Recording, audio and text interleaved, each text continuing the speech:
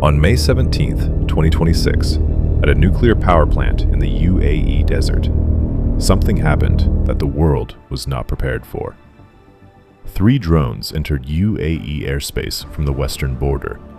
2 were intercepted. 1 got through. It struck an electrical generator just outside the inner perimeter of the Barakah nuclear power plant, the first nuclear plant on the Arabian Peninsula, supplying 25% of the UAE's electricity. The IAEA Director General called it a moment of grave concern. The UN Secretary General expressed deep concern. The world held its breath.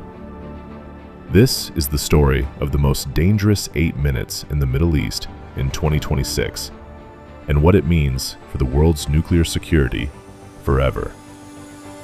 Barakah Nuclear Energy Plant sits in Al Dhafra, a vast desert region 225 kilometers west of Abu Dhabi.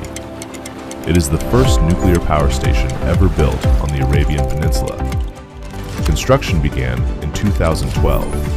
The first reactor became commercially operational in 2021. By September 2024, all 4 reactors were generating clean electricity.